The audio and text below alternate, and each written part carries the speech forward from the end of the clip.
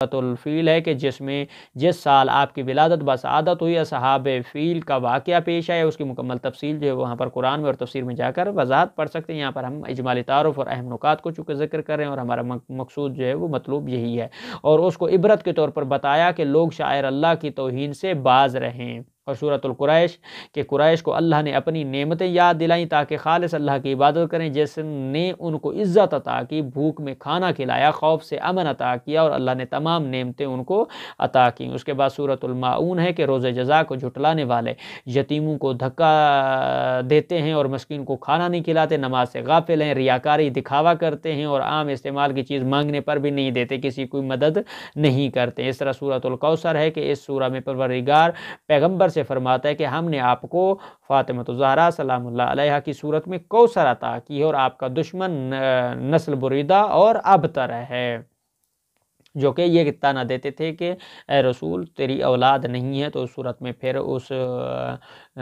لوگوں کے تانے اور ان کے اعتراض کے جواب میں یہ سورہ جو ہے نازل ہوئی، اور اللہ نے رسول خدا صلی اللہ علیہ وآلہ وسلم کو اولاد عطا کی۔ اس کے بعد جو ہے وہ سورۃ الکافرون کہ آپ جو ہے وہ اعلان فرما دیں کہ اللہ کے سوا کسی اور کی عبادت نہیں کر سکتے، ایمان اور کفر علیحدہ علیحدہ ہیں، تمہارے لیے تمہارا دین اور میرے لیے میرا دین ہے۔ اس طرح آگے جس سورہ کو ذکر کیا گیا سورۃ النصر کہ اس سورہ میں بشارت ہے، خوشخبری ہے، اللہ کی مدد حاصل ہے اور فتح کی خوشخبری ہے، لہٰذا اللہ کی حمد و تسبیح اور استغفار کرنے کا حکم دیا گیا ہے کہ خدا کی حمد بیان کی جائے، تسبیح کی جائے، اور اس کی نعمتوں کا ذکر کیا جائے اور اس کا شکر ادا کیا جائے۔ اس کے بعد سورۃ اللہب ہے کہ ابو لہب اور اس کی بیوی کی اسلام دشمنی کی وجہ سے ہلاک ہونے اور جہنم میں جانے کی وعید سنائے گی، اور اس کا حتمی حکم قرآن میں اللہ نے لکھ دیا ہے، اور ان کا انجام بھی لکھ دیا ہے۔ اور اس کے بعد سورۃ الاخلاص ہے کہ توحید کا سبق دیا گیا کہ اللہ ایک ہے اور ایک ہی ہے، اور وہ بے نیاز ہے، اولاد اور ماں باپ ہونے اور شریکوں سے پاک ہے، اس کا کوئی ہمسر نہیں، وہ بے مثل ہے، بے مثال ہے، بے نظیر ہے،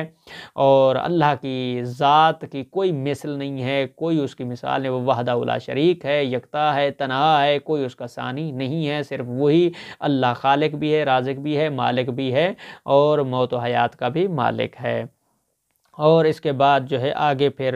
سورۃ الفلق کا ذکر ہے کہ ہر قسم کی برائی سے اللہ کی پناہ میں آنا چاہیے، خصوصاً مخلوق کے شر سے اور اندھیرے کے شر سے اور پھونکیں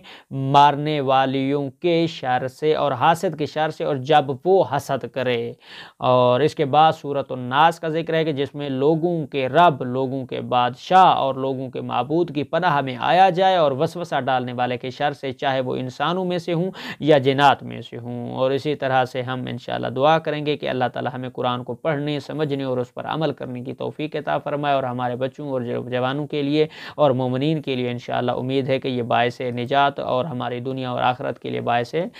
صدقہ جاریہ بنے، اور خداوند متعالی ہماری اس کلیلانہ عبادت کو اپنی بارگاہ میں عبادت کے طور پہ شمار فرمائے۔ اور آپ تمام لوگوں سے آخر میں بھی یہی التجا کروں گا کہ آج ہمارے قرآن کے 30 پاروں کا مکمل اجمالی تعارف، خلاصہ قرآن اور اہم عناوین کو مکمل کیا گیا، اور آپ کی تنقید اور علمی تنقید کے انشاءاللہ منتظر رہیں گے انشاءاللہ، اور آپ کی دعاؤں کے محتاج رہیں گے، اور کوئی بھی اصلاحی نکتہ، کوئی بھی اصلاحی لفظ اور کوئی بھی ہماری اصلاح جس کے قابل آپ سمجھے ہماری ضرور انشاءاللہ رہنمائی فرمائیں گے۔ اور انہی الفاظ کے ساتھ آپ لوگوں سے اجازت چاہتے ہیں، انشاءاللہ نئے موضوعات کے ساتھ اور نئے سلسلہ علمی دروس کے ساتھ آپ کے سامنے حاضر ہوں گے۔ آپ اس وقت آپ لوگوں سے اجازت چاہتے ہیں، فی الوقت التماس دعا۔ اللہ حافظ۔